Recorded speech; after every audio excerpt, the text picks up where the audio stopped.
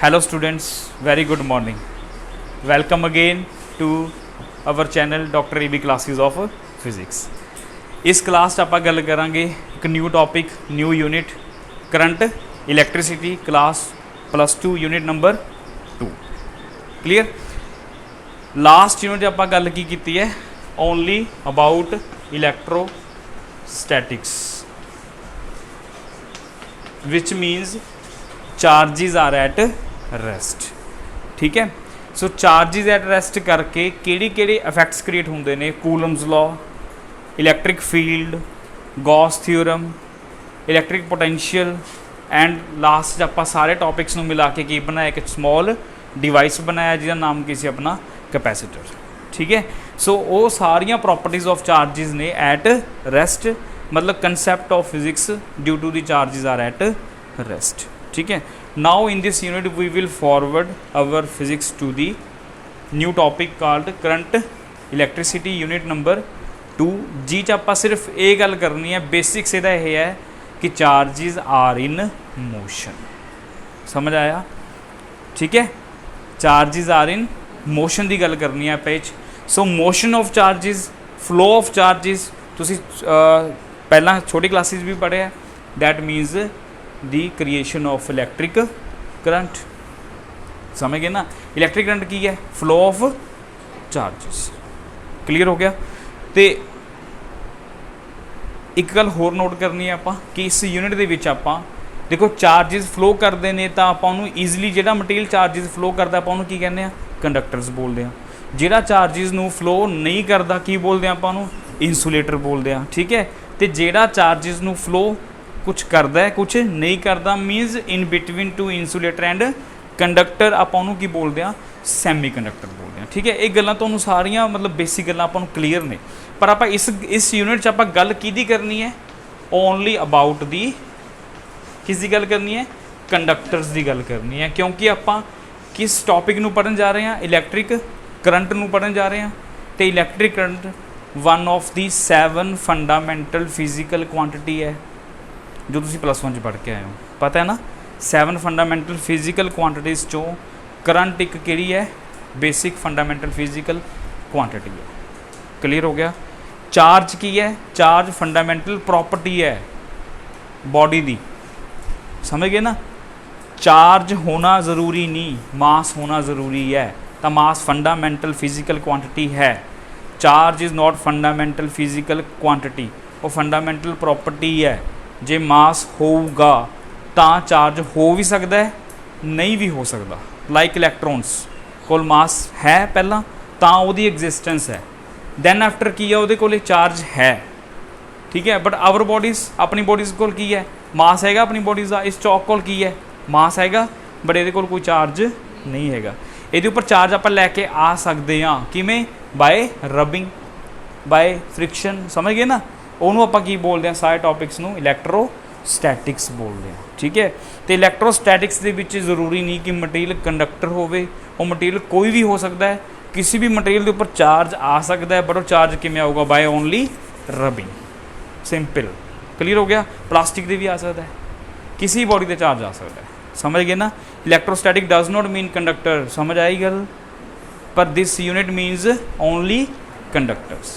तो आप इस गल की कर रहे हैं हूँ चार्जिज ने फ्लो करना है. तो तुहानूं पता है all the conductors have large number of free electrons. पता है ना आप सारे नूं? तो इलैक्ट्रॉन्स की करते हैं? फ्लो करनगे. अच्छा, इलैक्ट्रॉन्स फ्लो किवें करनगे? क्वेश्चन ये आ रहा है. इत्थों टॉपिक की होगी स्टार्टिंग होगी. लग गया पता पढ़ना की है, किहदे बारे पढ़ना, ये लग गया पता. तो चार्जिज हुण क्वेश्चन ये आ गया कि चार्जिज फ्लो च मोशन च किवें आउणगे? कि उन्होंने आपां धक्का मारांगे भी जाओ? आपां देख ही नहीं सकते है ना? आपां नहीं देख सकते ना. तो वो देखो किवें होणगे चार्जिज मोशन च किवें आउणगे. आपां की करना? एक कंडक्टर ले लिया. कंडक्टर से copper wire, aluminium wire, silver wire, कोई भी मैटल वायर ले लो कंडक्टर है ना, जिस चों करंट की हो ईजीली पास हो रहा हो. हुण जिहड़ी अपनी सारी वायरिंग होंदी है हाउस होल्ड वायरस वगैरह है ना, सारियां मेनली काहदी यूज़ करते हैं? आपां कॉपर की यूज़ करते हैं. और ठीक है. सब तो वध इलैक्ट्रिकल कनैक्टिविटी किहदी हुंदी है? सिल्वर की. ਸਿਲਵਰ ਸਭ ਤੋਂ ਜ਼ਿਆਦਾ ਹਾਈਲੀ ਕੰਡਕਟਿੰਗ ਮੈਟਲ ਹੈ, ਬਟ ਸਿਲਵਰ ਮਹਿੰਗੀ ਹੋਣ ਕਰਕੇ ਆਪਾਂ ਸੈਕਿੰਡ ਨੰਬਰ 'ਤੇ ਜਿਹੜੀ ਆਉਂਦੀ ਹੈ ਕੀ ਆਉਂਦੀ ਹੈ, ਉਹ ਕਾਪਰ ਆਉਂਦੀ ਹੈ ਅਤੇ ਆਪਾਂ ਕਾਪਰ ਯੂਜ਼ ਕਰਦੇ ਹਾਂ, ਸਮਝ ਗਏ ਨਾ। ਦੈਨ ਥਰਡ ਨੰਬਰ 'ਤੇ ਕਿਹੜੀ ਆਉਂਦੀ ਹੈ, ਐਲੂਮੀਨੀਅਮ ਆਉਂਦੀ ਹੈ, ਅਤੇ ਐਲੂਮੀਨੀਅਮ ਥੋੜ੍ਹੀ ਜਿਹੀ ਸਸਤੀ ਹੁੰਦੀ ਹੈ, ਤਾਂ ਕਰਕੇ ਆਪਾਂ ਨੂੰ ਡੁਪਲੀਕੇਸੀ ਮਿਲਦੀ ਹੈ ਹਰ ਇਲੈਕਟ੍ਰੋਨਿਕ ਡਿਵਾਈਸਿਸ 'ਚ ਕਿ ਕਾਪਰ ਨਹੀਂ ਤਾਂ ਐਲੂਮੀਨੀਅਮ ਹੈ। ਐਲੂਮੀਨੀਅਮ ਵਾਲੇ ਮਟੀਰੀਅਲ ਸਸਤਾ ਹੁੰਦਾ, ਕਾਪਰ ਥੋੜ੍ਹਾ ਜਿਹਾ ਮਹਿੰਗਾ ਹੁੰਦਾ, ਸਮਝ ਆ ਰਿਹਾ। ਪਰ ਕੰਡਕਟੀਵਿਟੀ ਥੋੜ੍ਹੀ ਉਹਦੀ ਕੰਮ ਕਰਨ ਦੀ ਪਾਵਰ ਘੱਟ ਗਈ, ਕੰਡਕਟੀਵਿਟੀ ਕਰੰਟ ਫਲੋ ਕਰਨ ਦੀ ਪਾਵਰ ਘੱਟ ਗਈ, ਸਮਝ ਆਇਆ। ਤਾਂ ਕੋਈ ਵੀ ਮੈਟਲ ਦੀ ਵਾਇਰ ਹੈ, ਹੈਵਿੰਗ ਨੇਮ ਆਪਾਂ ਦੇਤਾ ਏ ਬੀ ਨਾਮ ਦੇਤਾ, ਸਮਝ ਗਏ ਨਾ। ਇਹ 'ਚ ਫ੍ਰੀ ਇਲੈਕਟ੍ਰੋਨਸ ਹੈਗੇ ਨੇ, ਨਾ, ਉਹ ਮੋਸ਼ਨ 'ਚ ਲੈ ਕੇ ਆਉਣੇ ਨੇ। ਉਹ ਕਿਵੇਂ ਆਉਣਗੇ ਮੋਸ਼ਨ, ਜਦੋਂ ਆਪਾਂ ਉਹਨੂੰ ਕੀ ਦੇਵਾਂਗੇ, ਕੋਈ ਨਾ ਕੋਈ ਐਕਸਟਰਨਲ ਪਾਵਰ ਦੇਵਾਂਗੇ, ਵੋਲਟੇਜ ਦੇਵਾਂਗੇ, ਬੈਟਰੀ ਲਗਾਵਾਂਗੇ। ਆਪਾਂ ਨੇ ਇੱਕ ਬੈਟਰੀ ਲਗਾ ਦਿੱਤੀ, ਠੀਕ ਹੈ, ਅਤੇ ਬੈਟਰੀ ਜਦੋਂ ਆਪਾਂ ਲਗਾ ਦਿੰਦੇ ਹਾਂ ਅਤੇ ਕਿਹੜਾ ਕਰੰਟ ਫਲੋ ਹੁੰਦਾ, DC ਜਾਂ AC? DC ਕਰੰਟ ਕਿਹੜਾ ਹੁੰਦਾ, ਰਿਸਪੌਂਡ ਕਰਿਆ ਕਰੋ, ਕਿਹੜਾ ਕਰੰਟ ਫਲੋ ਹੁੰਦਾ, DC ਕਰੰਟ ਫਲੋ ਹੁੰਦਾ, ਸਮਝ ਗਏ ਨਾ। ਸੋ ਬੈਟਰੀ ਆਪਾਂ ਇਨਪੁਟ ਦਿੱਤੀ ਹੈ, ਕਰੰਟ ਫਲੋ ਹੋਊਗਾ positive terminal, negative terminal. Current ਕਿਵੇਂ ਫਲੋ ਹੁੰਦਾ ਹੈ, ਕਿਵੇਂ ਡਾਇਰੈਕਸ਼ਨ ਹੈ, ਕਿਵੇਂ ਕਿੱਧਰ ਨੂੰ ਚਾਰਜ ਫਲੋ ਹੋਣਗੇ, ਕਰੰਟ ਕਿੱਧਰ ਜਾਊਗਾ, ਇਹ ਸਾਰੀ ਗੱਲਾਂ ਆਪਾਂ ਇਸ ਯੂਨਿਟ 'ਚ ਕਰਨੀਆਂ ਨੇ, ਇਸ ਕਲਾਸ 'ਚ ਕਰਨੀਆਂ ਨੇ ਮਤਲਬ, ਠੀਕ ਹੈ, ਜੋ ਆਪਣੀ ਅੱਜ ਦੀ ਬੇਸਿਕ ਕਲਾਸ ਹੈ। ਸਿਰਫ ਆਪਾਂ ਇਹ 'ਚ ਕੀ ਕਰ ਰਹੇ ਹਾਂ, comparison of current electricity with electrostatics and introduction to current electricity, clear, ਠੀਕ ਹੈ। ਸੋ ਜੋ ਆਪਾਂ ਜਦੋਂ ਵੋਲਟੇਜ ਲਗਾਈ, ਆਹ ਦੇਖੋ, ਆਹ ਟਰਮੀਨਲ ਕਿਹੜਾ ਹੋ ਗਿਆ, ਪੋਜ਼ੀਟਿਵ, ਆਹ ਟਰਮੀਨਲ ਕਿਹੜਾ ਹੋ ਗਿਆ, ਨੈਗੇਟਿਵ। ਤਾਂ ਫਰੋਮ ਦੀ ਹਾਲੇ ਆਪਾਂ ਪ੍ਰੀਵੀਅਸ ਯੂਨਿਟ ਦੀ ਗੱਲ ਕਰ ਰਹੇ ਹਾਂ, ਇਲੈਕਟ੍ਰੋਸਟੈਟਿਕਸ ਦੀ, ਅਤੇ ਇਹ 'ਚ ਕੀ ਕ੍ਰੀਏਟ ਹੋ ਗਿਆ, ਇਲੈਕਟ੍ਰਿਕ ਫੀਲਡ ਕ੍ਰੀਏਟ ਹੋ ਗਈ, ਉਹ ਇਲੈਕਟ੍ਰਿਕ ਫੀਲਡ ਕ੍ਰੀਏਟ ਹੋ ਗਈ। ਡਾਇਰੈਕਸ਼ਨ ਉਹਦੀ ਕੀ ਹੁੰਦੀ, electric field the positive to negative. ਤਾਂ ਦੇਖੋ ਹੈਗੀ ਆ ਪੋਜ਼ੀਟਿਵ ਟੂ ਨੈਗੇਟਿਵ, ਹੈਗੀ ਹੈ ਨਾ। ਇੱਥੇ ਆਪਣੇ ਕੋਲ ਕੀ ਪਏ ਨੇ, ਬਹੁਤ ਸਾਰੇ, ਆਹ ਡਾਟ ਕੀ ਨੇ ਸਾਰੇ, ਬਹੁਤ ਸਾਰੇ ਫ੍ਰੀ ਇਲੈਕਟ੍ਰੋਨਸ। ਚਾਰਜਿਸ ਦੀ ਗੱਲ ਨਹੀਂ ਕਰਨੀ, ਜਦੋਂ ਆਪਾਂ ਕੰਡਕਟਰਸ ਕੋਲ ਪਹੁੰਚ ਗਏ ਤਾਂ ਕੰਡਕਟਰਸ ਕੋਲ ਤਾਂ ਪਤਾ ਹੀ ਹੈ ਆਪਾਂ ਨੂੰ ਫ੍ਰੀ ਇਲੈਕਟ੍ਰੋਨਸ ਹੁੰਦੇ ਨੇ, ਠੀਕ ਹੈ। ਤਾਂ ਇਹ ਸਾਰੇ ਡਾਟਸ ਕੀ ਬਣਾਏ ਨੇ ਆਪਾਂ ਨੇ, ਫ੍ਰੀ ਇਲੈਕਟ੍ਰੋਨਸ ਜਿਹੜੇ ਪਏ ਨੇ ਵਿਦਾਊਟ ਕਨੈਕਟਿੰਗ ਬੈਟਰੀ। ਅਤੇ ਜਦੋਂ ਆਪਾਂ ਬੈਟਰੀ ਕਨੈਕਟ ਕਰਤੀ, ਸਰਕਟ ਕੰਪਲੀਟ ਕਰਤਾ। ਮਤਲਬ ਆਪਾਂ ਜਦੋਂ ਕੋਈ ਵੀ ਇਨਪੁਟ ਪਾਵਰ ਪਲੱਗ 'ਚ ਆਪਾਂ ਕੋਈ ਸਵਿਚ ਮਤਲਬ ਔਨ ਕਰਦੇ ਹਾਂ ਨਾ, ਆਪਾਂ ਇਨਡਾਇਰੈਕਟਲੀ ਕੀ ਦੇ ਦਿੰਦੇ ਹਾਂ ਉਹਨੂੰ, ਉਸ ਡਿਵਾਈਸ ਨੂੰ ਆਪਾਂ ਔਨ ਹੁੰਦਾ ਕੀ ਦੇ ਰਹੇ ਹਾਂ ਆਪਾਂ, ਬਾਹਰੋਂ ਕੀ ਆ ਰਹੀ ਹੈ, ਵੋਲਟੇਜ, ਪਰ ਚਲੀ ਕੀ ਜਾਂਦੀ ਹੈ ਉਹਨੂੰ ਵੋਲਟੇਜ ਕਹਿ ਲਓ, ਇਲੈਕਟ੍ਰਿਕ ਫੀਲਡ ਕਹਿ ਲਓ, ਇੱਕੋ ਹੀ ਗੱਲ ਹੈ। ਕਿਉਂਕਿ ਆਪਾਂ ਪੜ੍ਹ ਕੇ ਆਏ ਹਾਂ E=dV/dr, ਯਾਦ ਹੈ ਗੱਲਾਂ ਸਾਰੀਆਂ। ਸੋ ਵੋਲਟੇਜ ਆ ਰਹੀ ਹੈ, ਨਾਲ ਦੀ ਇਲੈਕਟ੍ਰਿਕ ਫੀਲਡ ਕ੍ਰੀਏਟ ਹੋਊਗੀ, ਹੁਣ ਇਲੈਕਟ੍ਰਿਕ ਫੀਲਡ ਲੱਗ ਰਹੀ ਹੈ ਇਹਦੇ ਉੱਪਰ ਪੋਜ਼ੀਟਿਵ ਟੂ ਨੈਗੇਟਿਵ ਟਰਮੀਨਲ। ਹੌਲੀ ਹੌਲੀ ਦੇਖਾਂਗੇ ਆਪਾਂ ਚਾਰਜ ਕਿੱਧਰ ਜਾ ਰਹੇ ਨੇ, ਕਰੰਟ ਕਿੱਧਰ ਜਾ ਰਹੇ ਹੈ ਅਤੇ ਕਿਉਂ ਜਾ ਰਹੇ ਹੈ। ਇਸ ਕਲਾਸ ਦਾ ਮੋਟਿਵ ਇਹੀ ਹੈ, ਕਲੀਅਰ ਹੋ ਗਿਆ, ਠੀਕ ਹੈ। ਹੁਣ ਸਾਰੇ ਇੱਥੇ ਆਪਾਂ ਇੱਕ ਗੱਲ ਕਹਿ ਸਕਦੇ ਹਾਂ, ਆਪਾਂ ਪ੍ਰੀਵੀਅਸ ਯੂਨਿਟ 'ਚੋਂ ਪੜ੍ਹ ਕੇ ਆਏ ਹਾਂ। ਨੈਕਸਟ ਟੋਪਿਕ ਇੱਕ ਹੋਰ ਵੀ, ਜਦੋਂ ਆਪਾਂ ਕੋਈ ਵੀ charge particle external electric field 'ਚ, ਬਾਹਰੋਂ ਕਿਸੇ ਇਲੈਕਟ੍ਰਿਕ ਫੀਲਡ 'ਚ ਆਪਾਂ ਰੱਖਤਾ, ਦੈਨ ਉਹਦੇ ਉੱਪਰ ਕਿੰਨੀ ਫੋਰਸ ਲੱਗਦੀ ਹੈ, F=Q। ਵੈਲ ਨੋਨ ਫਾਰਮੂਲਾ ਪੜ੍ਹ ਕੇ ਆਏ ਆਪਾਂ, ਕਲੀਅਰ ਹੋ ਗਿਆ। ਤੁਸੀਂ ਪ੍ਰੀਵੀਅਸ ਕਲਾਸਿਸ ਵੀਡੀਓਜ਼ 'ਚ ਜਾ ਕੇ ਆਪਾਂ ਦੇਖ ਸਕਦੇ ਹੋ, ਠੀਕ ਹੈ। ਅਤੇ ਆਪਾਂ ਕਰਕੇ ਆਏ ਨੇ ਫਾਰਮੂਲਾ। ਹੁਣ ਦੇਖੋ ਜੇ ਚਾਰਜ ਆਪਣਾ ਇਲੈਕਟ੍ਰੋਨਸ ਦੇ ਉੱਪਰ ਚਾਰਜ ਕਿਹੜਾ ਹੁੰਦਾ, ਪੋਜ਼ੀਟਿਵ ਜਾਂ ਨੈਗੇਟਿਵ, ਇਹ ਤਾਂ ਬੱਚੇ ਨੂੰ ਪਤਾ ਹੋਊਗਾ ਨਾ। ਸੋ ਨੈਗੇਟਿਵ ਚਾਰਜ ਯੂਜ਼ ਕਰਦੇ ਹਾਂ ਆਪਾਂ, ਇਲੈਕਟ੍ਰੋਨ ਦੇ ਉੱਪਰ ਨੈਗੇਟਿਵ ਚਾਰਜ ਹੈ। ਜੇ ਚਾਰਜ ਇਲੈਕਟ੍ਰੋਨ ਦੇ ਉੱਪਰ ਨੈਗੇਟਿਵ ਹੋ ਗਿਆ, ਦੈਨ ਤੁਸੀਂ ਦੇਖੋ ਤਾਂ ਆਪਾਂ ਕਿਸ ਫਾਰਮੂਲੇ ਨੂੰ ਆਪਾਂ ਇਹ ਲਿਖ ਸਕਦੇ ਹਾਂ, F=-EE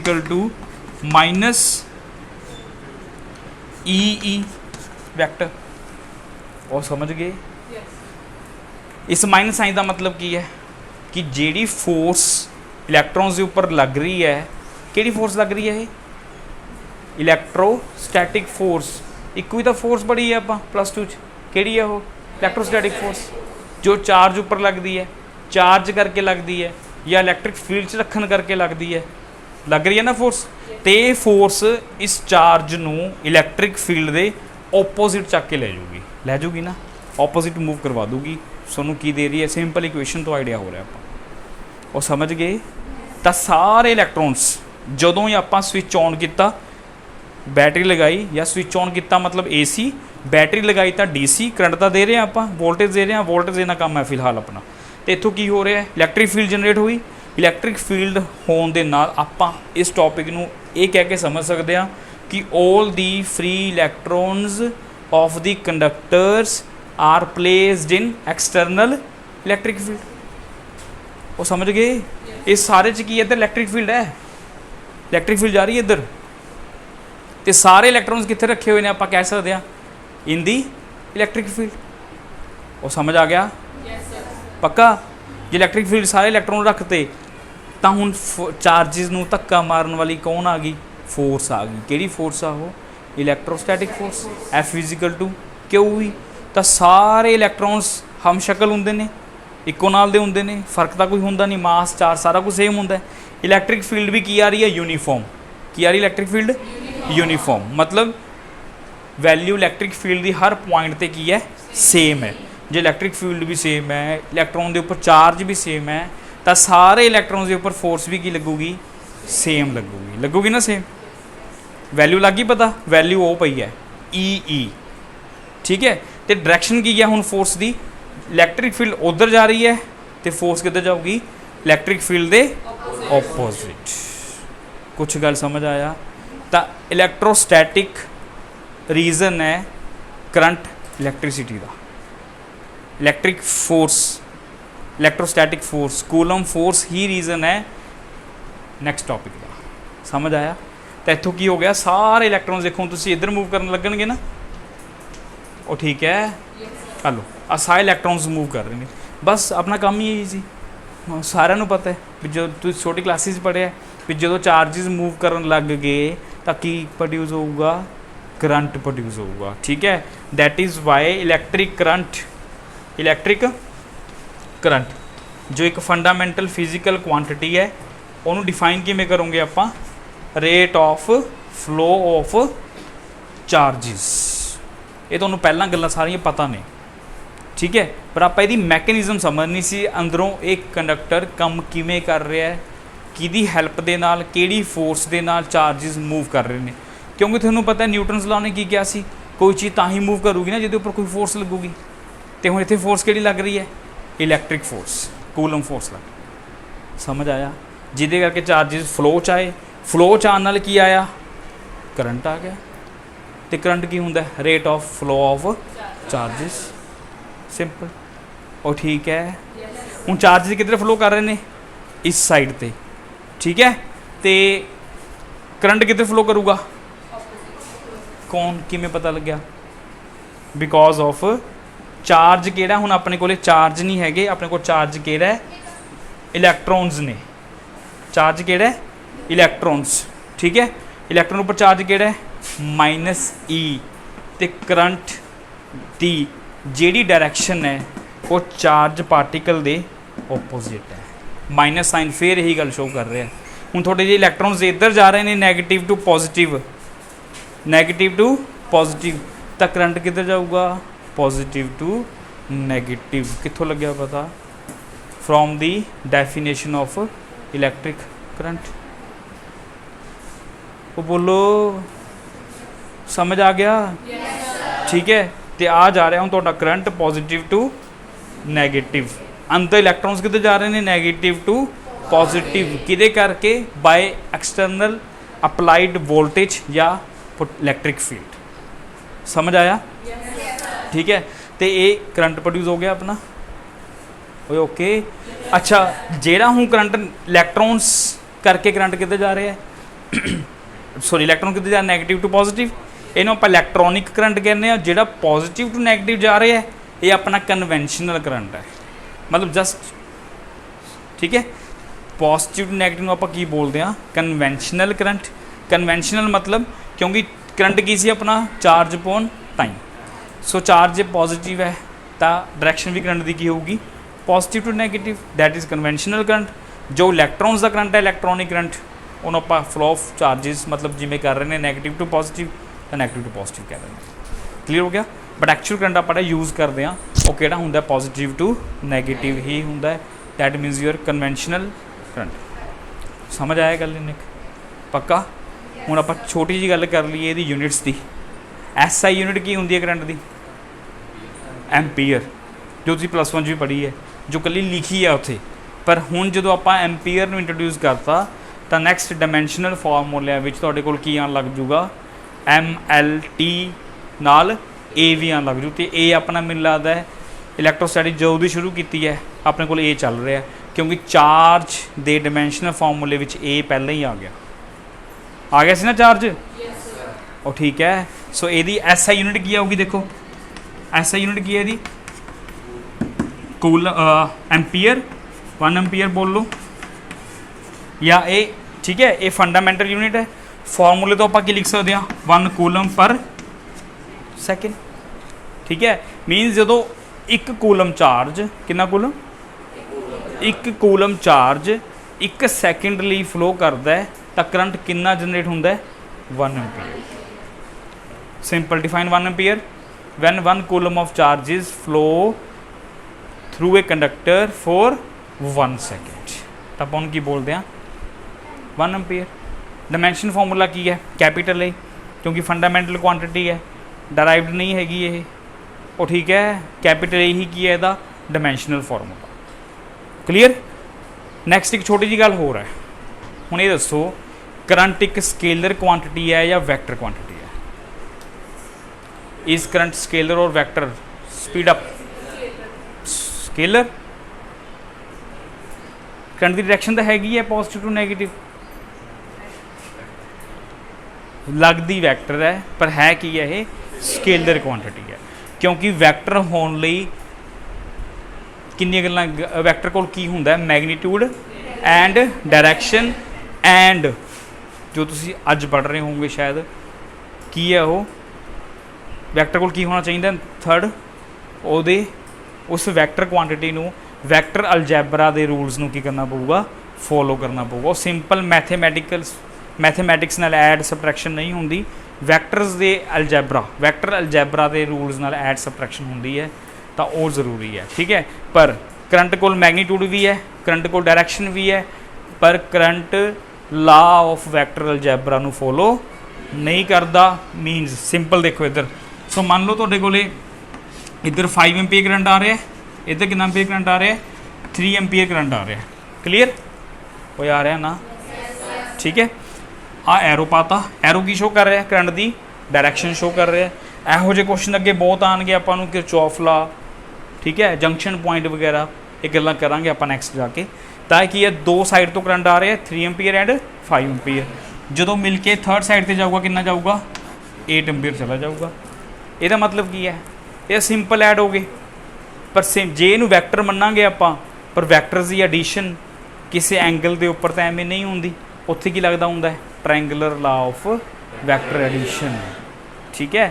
हैड दे विच की लाऊंगे एंगल, ये कोई भी एंगल तुहानूं दिता हो सकता है, फिर इहदा रिजल्टेंट आऊगा इधर ही, in between both of them विचाले ही आऊगा, पर आऊगा किमें, triangular law of vector addition लगा के। पर यह triangular law of vector addition use नहीं कर रहा, एंगल नहीं देख रहा, ठीक है। बस जेड़े पॉइंट पर आके मिल गए, आउटपुट होनी चली गई, ऐड होके सिंपल ऐड हो रहे हैं। सिंपल मैथेमैटिक्स नाल सबट्रैक्शन ऐड होंदी है करंट दी, ये वैक्टर अलजैबरा के रूल्स नूं फॉलो नहीं करना। समझ आया गल, पक्का। इस क्लास से इतना बहुत है, ठीक है। Okay, thank you, all the best.